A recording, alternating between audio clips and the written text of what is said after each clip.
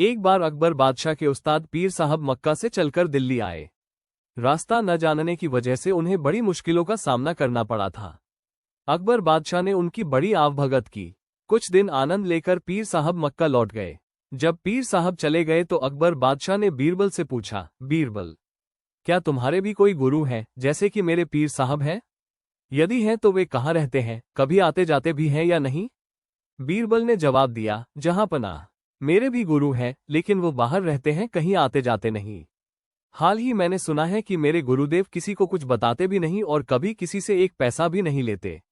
रुपए पैसे का उन्हें लोभ नहीं है। ये सुनकर बीरबल के गुरु के प्रति अकबर बादशाह के मन में श्रद्धा उत्पन्न हुई और उन्होंने बीरबल से अपने गुरु से मिलवाने का आग्रह किया।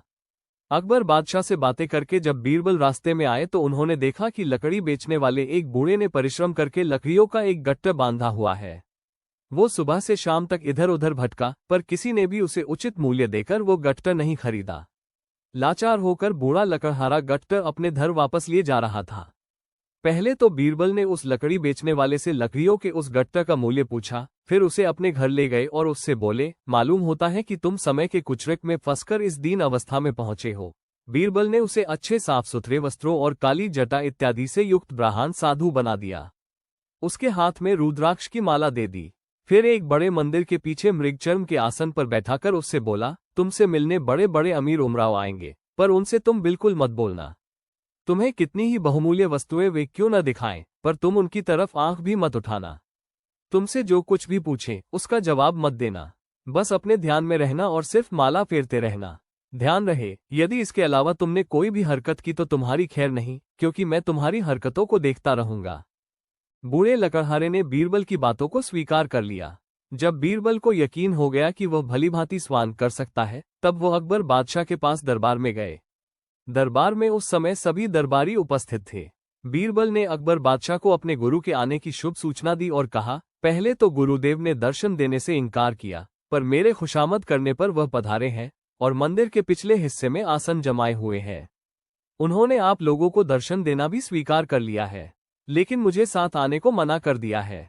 यदि मैं हट करके जाऊंगा तो हो सकता है वो मुझे शाप दे दे। अतः आप और लोगों के साथ उनके दर्शन करने के लिए जा सकते हैं। बीरबल को छोड़कर अकबर बादशाह के साथ सभी दरबारी गुरुदेव के दर्शन करने के लिए गए। अकबर बादशाह ने गुरुदेव के सामने जाकर सादर मस्तक झुकाया। फिर बैठकर उनसे पूछा, गुरुजी, अपना निवास स्थान तथा शुभ नाम इस दास को भी बताने की कृपा करें। गुरुदेव भी किसी ऐसे वैसे के चेले नहीं थे। अकबर बादशाह की बातें सुनी अनसुनी करके वो अपने ध्यान में ही रहे। अकबर बादशाह फिर बोले, भगवान, मैं सारे हिंदुस्तान का बादशाह हूं और आपकी प्रत्येक इच्छा पूर्ण करने में समर्थ हूं।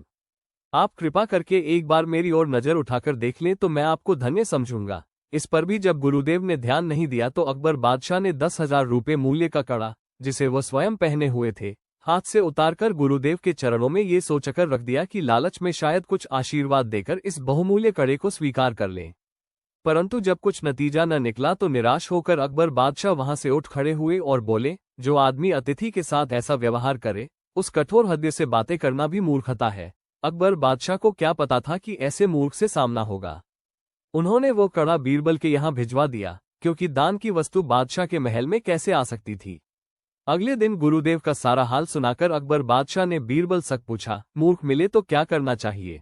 बीरबल बोले, उस समय चुप रहना ही अच्छा है। बीरबल के इस जवाब से अकबर बादशाह की रही सही मर्यादा पर भी पानी पड़ गया। उनका विचार था कि ऐसी बात कहकर वो बीरबल के गुरु को मूर्ख साबित करेंगे, पर उल्टे खुद मूर्ख बने।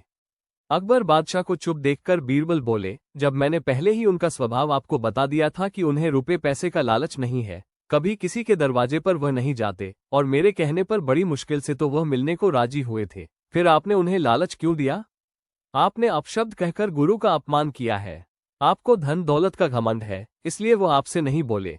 बीरबल की बात सुनकर अकबर बहुत लज्जित हुए। ऐसी ही और हिंदी मजेदार कहानियां सुनने के लिए हमें सब्सक्राइब करें और बेल आइकॉन प्रेस करना न भूलें।